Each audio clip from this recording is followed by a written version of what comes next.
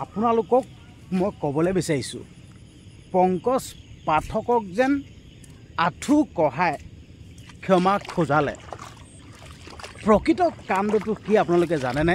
মই আজি এই মোৰ ভিডিঅ'টোত কৈ দিম। প্ৰকৃত কাণ্ডটো কিন্তু বহুতে নাজানে, কিন্তু আপোনালোকে এতিয়া নিউজত দেখি আছে, কিন্তু মইহে ক'ম আচল প্ৰকৃত ৰহস্যটো। ঠিক আছে, তো মই এতিয়া পথাৰলৈ আহিছোঁ। মানে পানী নাছিলে দেই, এতিয়া কালি মানে বৰষুণটো দিলে, তাৰপিছত বৰষুণটো দিয়াৰ লগে লগে পূৰা পানী ভৰ্তি হৈ গ'ল। যিহেতুকে খেতি কৰা মানুহটো, খেতি মেইন চাই লওক। এতিয়া একদম পূৰা ডাঙৰ একটা পূৰা লতৰ পটৰ একচাল লগাই দিম, পূৰা ৰুবলৈ দিম আৰু পানী মজা হৈ গ'ল। তো মই ক'বলৈ বিচাৰিছোঁ পংকজ পাঠকে বৰ্তমান টপা মানুহৰ, ঠিক আছে, টপা মানুহৰ চুলি গজাবৰ কাৰণে মানে ৰাইজক মানে সেৱা আগবঢ়াই আছিল দেই, ঠিক আছে, কিন্তু বিনা ফিয়ত দেই, 1 টকা লোৱা নাই দেই। টপামত মানে চুলি গজাবৰ কাৰণে পংকজ পাঠকে 1 টকা লোৱা নাই বিনা ফিয়ত। তো যোৱাকালি কি হ'ল খেলটো, পংকজ পাঠকৰ লগত মানে এনেকুৱা এটা কাণ্ড সংঘটিত হৈ গ'ল, মানে নিউজত পোৱা অনুসৰি মই কথাটো কৈছোঁ, পংকজ পাঠকে বোলে এগৰাকী মহিলাৰ লগত বোলে দুৰ্ব্যৱহাৰ কৰিলে, মানে বেয়া ব্যৱহাৰ কৰিলে বোলে, আৰু বেয়া ব্যৱহাৰ কৰা দেখি তাৰে এজন লোকে প্ৰতিবাদ কৰিলে বোলে, এইটো কিয় এনেকুৱা কৰিবি বা কেলৈ এনেকুৱা হ'ব, তেনেকৈ প্ৰতিবাদ কৰিলে বোলে।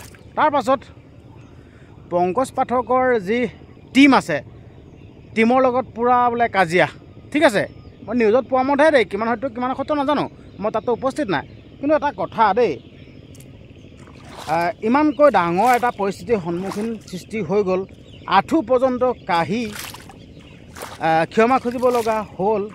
আৰক্ষী প্ৰশাসনৰ লোক আছিল, ঠিক আছে, সকলোবিলাক আছিল, কিন্তু আৰক্ষী প্ৰশাসনৰ লোক থকাৰ পাছতো এজন মানুহক ক্ষমা খুজিবলৈ দিব লগা হ'ল, মাৰপিট কৰিব লগা হ'ল, ঠিক আছে।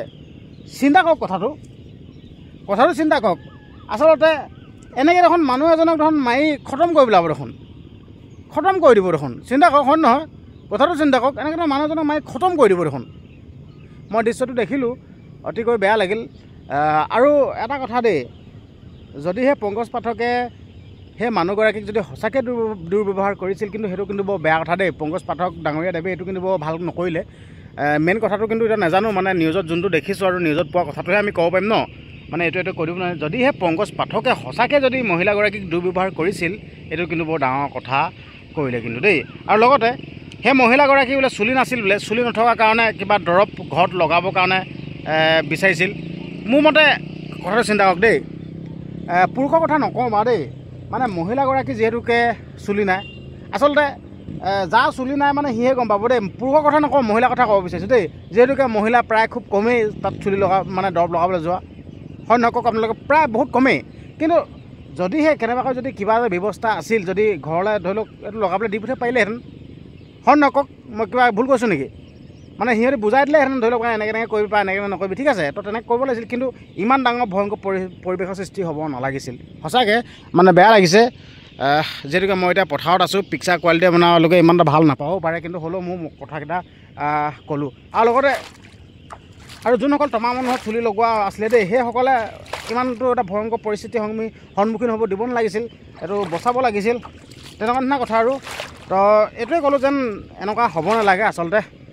অসমীয়াৰ ওপৰত এনেকুৱা আক্ৰমণ, ঠিক আছে, এনেকৈ মাপ খোজাই বা কিবা কৈ কিলি পাৰি, ঠিক আছে, ক'ৰবাত যুদ্ধ লাগি যেনিবা একদম ৰণত জিকি অহা নিচিনাকৈ এনেকৈ একদম পূৰা ফূৰ্তি ফাৰ্তা কৰিব নালাগে, এইটোৱে ক'লোঁ। আচলতে বেয়া লাগিল। তো মই থুলমূলীয়াকৈ মোৰ মনৰ কথা কেইটামান ক'লোঁ আপোনালোকৰ আগত। পাৰিলে আপোনালোকৰ মন্তব্য এটা দিব, পাৰিলে ভিডিঅ'টো শ্বেয়াৰ কৰিব, চেনেলটো ছাবস্ক্ৰাইব কৰি দিব।